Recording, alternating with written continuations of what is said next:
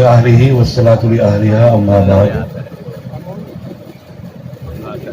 قال الله تعالى في القرآن المجيد وقل ربي زدني علما.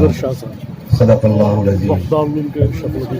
حضرات علماء کرام، مشائخ اعظام اور سامعین محترمین، اردو کا ایک شاعر ہے، اس کا شعر ہے، دو شعر ہیں اور دونوں کے مصرع اولا آپ کے خدمت میں پیش ہیں. مصرع ثانی پڑھنے کی ضرورت نہیں. مصرع اولا پہلے شعر کا ہے کہ ایک فرصت گناہ اور وہ بھی 4 دن، اور مصرع ثانی ہے کہ سمندر سے ملے پیاسے کو شبنم. دونوں کے مصرع ثانی آپ حضرات اہل علم ہیں، اہل دانش ہیں، آپ بخوبی واقف ہیں. اتنے عظیم الشان شخصیت اور ایسی گناگون صفات کی حامل کہ جن کی اوپر جو سیمینار منعقد کیا گیا، اس کے جو عناوین منتخب کیے گئے، ان کی تعداد ہی 53 ہے. اور پھر یہاں پر جو حضرات اہل علم و علماء و اہل فن و کمال پوری ہندوستان سے، بلکہ ہندوستان سے باہر غیر ممالک سے یہاں پر تشریف فرما ہے، ان کو سننے کے لیے اور ان سے استفادے کے لیے یہ وقت بہت کم ہے. جو حضرات یہاں پر تشریف لائے اور انہوں نے خطاب فرمایا، ہر خطاب کے بعد یہ لگا کہ تسکین دل محضوب نہ ہوئی، وہ سعی کرم فرما بھی گئے. اس سعی کرم کو کیا کہیے، بہلا بھی گئے، تڑپا بھی گئے. کاش کہ اس کا دورانیہ کچھ اور طویل ہوتا اور کچھ اور سننے کا موقع ملتا. میرا عنوان مقالے کا حضرت رحمت اللہ علیہ کی مردم صاحب شخصیت اور اہل آفری ان کا دور. اس عنوان پر میرے انتہا سے زیادہ محترم و مکرم حضرت مولانا خالد سیف اللہ رحمانی صاحب نے بھی خطاب فرمایا. میں سمجھتا ہوں کہ ان کا خطاب کافی تھا، وافی تھا اور شافی تھا، اور جن گوشوں پر انہوں نے روشنی ڈالی اس پر کسی اور اضافے کی گنجائش نہیں. اس سے بہت ہی ملتا جلتے اور بھی خطابات ہوئے، اس میں کچھ کہنے کی زیادہ ضرورت تو باقی نہیں ہے. تاہم آپ کے سامنے کھڑا ہوں، کچھ چیزیں ہیں. وہ تربیت اور وہ مردم سازی جس کا آغاز جناب نبی کریم صلی اللہ علیہ وسلم کے دور اور آپ کی ذات اقدس سے ہوا.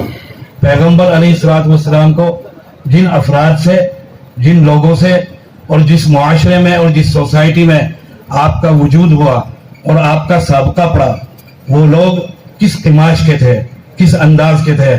آپ نے بخاری شریف کی کتاب الوحی سے آپ کا گزر ہوا اور بار بار وہاں پر ہرقل کی گفتگو ہوئی ہے ابو سفیان سے. تمام سوال و جواب کے بعد اس نے ابو سفیان سے کہا کہ یہ تو میں جانتا تھا کہ عنقریب ان کا ظہور ہونے والا ہے، لیکن تم لوگوں کے اندر ان کا ظہور ہوگا، میں اس کا یقین نہیں کر سکتا تھا. وہ حضرات محدثین، حضرات شاہرین حدیث اس جملے کے متعلق لکھتے ہیں کہ تم میں.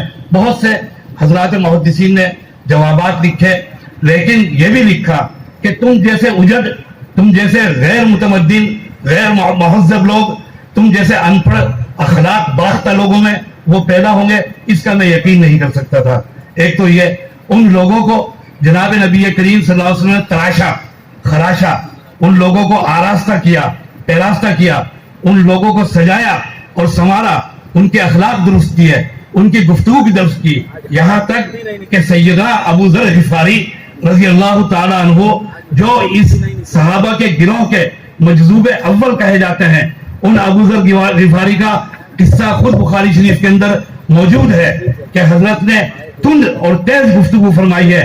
شاید سیدنا بلال رضی اللہ تعالی عنہ حبشی رضی اللہ تعالی عنہ سے جناب نبی کریم صلی اللہ علیہ وسلم پر شکایت پہنچی.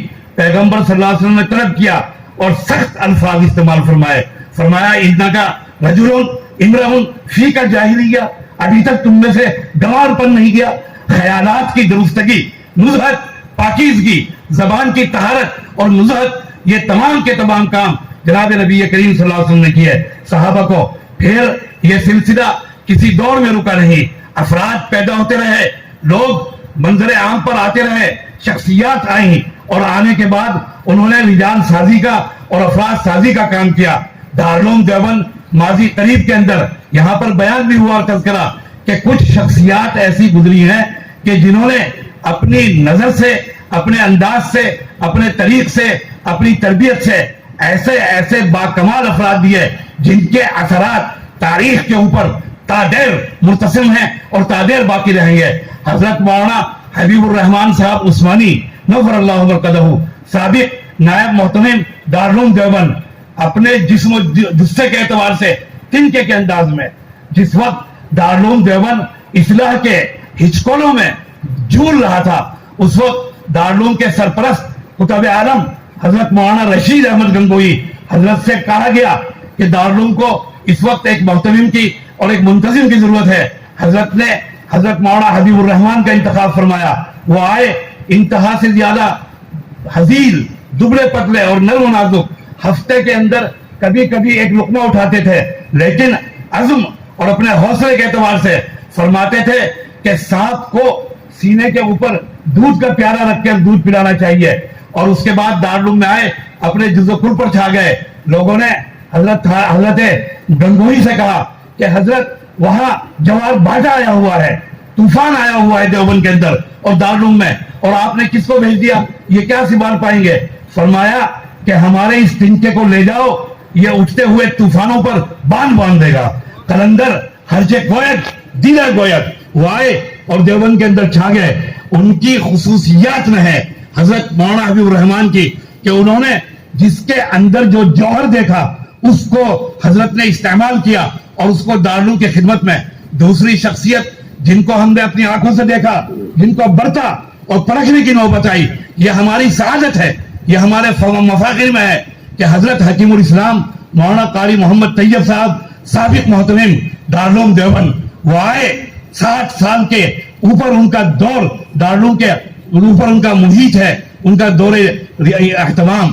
ہندوستان بیرون ہند کوئی شخصیت، کوئی باکمال، کوئی اہل فن ایسا نہیں ہوتا تھا کہ وہ حضرت کی نظر میں ہو اور حضرت اس کو دارالعلوم کے اندر لے کر نہ آئے اور اس سے خدمات نہ لیں. جب اختلافات اپنے عروج پر تھے، کہا گیا حضرت سے کہ حضرت فلاں صاحب آپ کے مخالف ہیں، حضرت فلاں صاحب آپ کی جماعت کے نہیں ہیں، دوسری جماعت سے تعلق رکھتے ہیں. ہم نے اپنے کانوں سے سنا، فرماتے تھے کہ اس سے کیا ہوتا ہے کہ کوئی فلاں جماعت سے تعلق رکھتا ہے، فلاں خیالات کا ہے، ہمارے خلاف ہے، اس سے کوئی فرق نہیں پڑتا.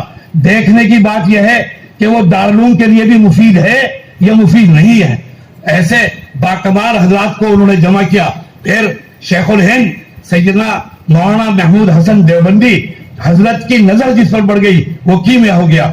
پھر تاریخ کے اندر انور شاہ کشمیری اور ان کے تلامذہ جو ان کے دامن سے وابستہ ہو گئے، عجیب و غریب انہوں نے نشانات چھوڑے.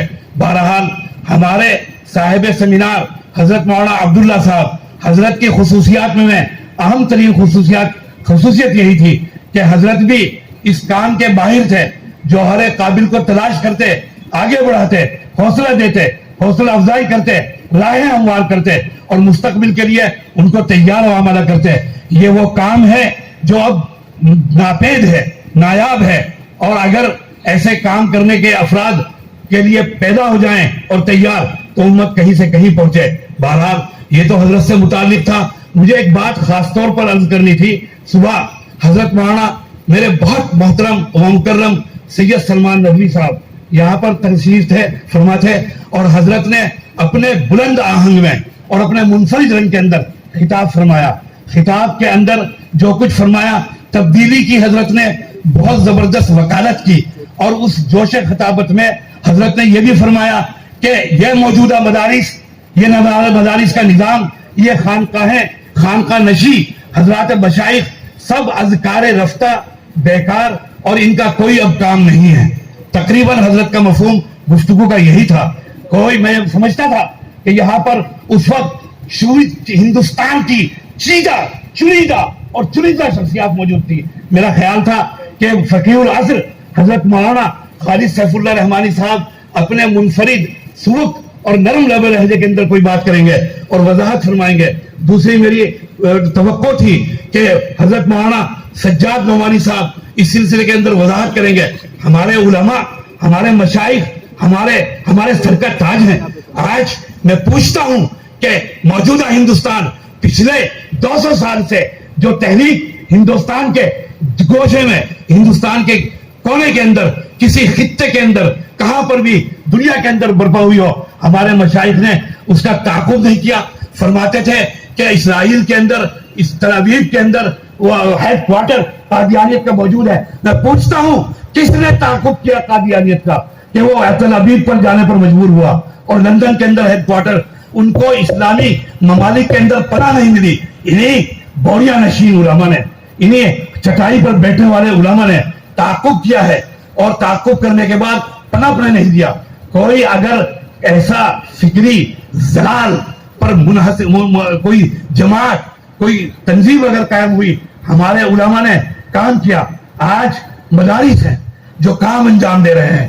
ہو سکتا ہے کہ آپ کی توقعات کے مطابق نہیں، لیکن موجودہ ہندوستان، آپ امریکہ گئے، آپ کینیڈا گئے، آپ لندن گئے، آپ ساؤتھ افریقہ گئے، آپ پیرس گئے، آپ دنیا کے گوشے گوشے میں گئے، آپ کو بلانے والے، آپ کو دعوت دینے والے، آپ کو سننے والے یہی علماء دین ہیں جنہوں نے وہاں پر ماحول بنایا. جماعت تبلیغ کیا کام نہیں کر رہی ہے؟ میں آپ سے پوچھتا ہوں، اپنے دائرے میں کیا ہمارے مشائخ اپنے دائرے میں کام نہیں کر رہے ہیں؟ کیا مولانا سجاد نعمانی خانہ حضرت مولانا احمد خان پوری صاحب کیا کام نہیں کر رہے ہیں؟ شیخ طریقت حضرت مولانا قمر الزمان صاحب کیا خانقاہوں سے کام نہیں کر رہے ہیں؟ کیا دارالعلوم دیوبند، کیا جمعیت علماء ہند، دونوں جماعتیں ہندوستان میں نایاب خدمات انجام نہیں دے رہی ہیں؟ کیا حضرت محدث عصر مولانا تقی الدین صاحب ندوی حدیث کے میدان پر کام انجام نہیں دے رہے ہیں؟ دیکھیے، پڑھیے، مطالعہ کیجئے، آپ کو معلوم ہو جائے گا. تو ان کو کنڈم قرار دینا مدارس کو، میں اس لیے وضاحت کر رہا ہوں کہ یہاں طلبہ کا مجمع ہے، عوام کا مجمع ہے. یہ بات صاف ہونی چاہیے کہ مدارس کا کردار کیا ہے، خانقاہوں کا کردار کیا ہے، اس کو یکسر نظر انداز نہیں کیا جا سکتا. یہ گزارش تھی میری. ہو سکتا ہے کہ چھوٹا منہ بڑی بات ہو. میں اپنی گزارشات کے اندر انتہا سے زیادہ آپ سے معذرت طلب ہوں. خدا کرے کہ جو کچھ سنا اس پر عمل کرنے کی توفیق ہو. وآخر دعوانا الحمدللہ رب العالمین.